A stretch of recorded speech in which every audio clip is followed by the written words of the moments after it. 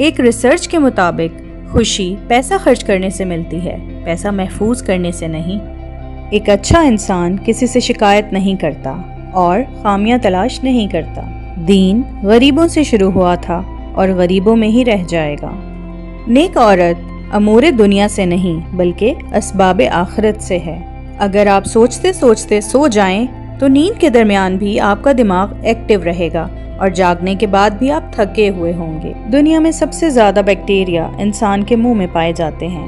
ضرورت سے زیادہ اچھے نہ بنو، اپنی عزت ہی کھو دو گے۔ زندگی میں دو لوگوں پر کبھی تبصرہ نہ کرو، جن کو چن لو اور جن کو چھوڑ دو۔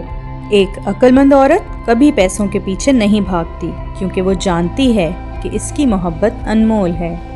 جب آپ کسی پر اندھا اعتماد کرتے ہیں تو آپ ثابت کر دیتے ہیں کہ آپ واقعی میں اندھے ہیں۔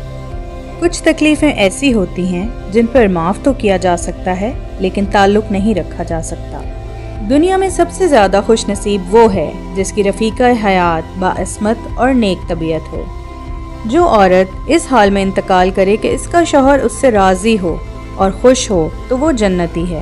انسان اپنی زندگی کا 1/3 حصہ سونے میں گزار دیتا ہے۔ لوگوں کو آپ کی کمی تب محسوس ہوگی اور وہ تب آپ کو یاد کریں گے جب وہ زندگی کو آپ کے بغیر جی کر دیکھیں گے۔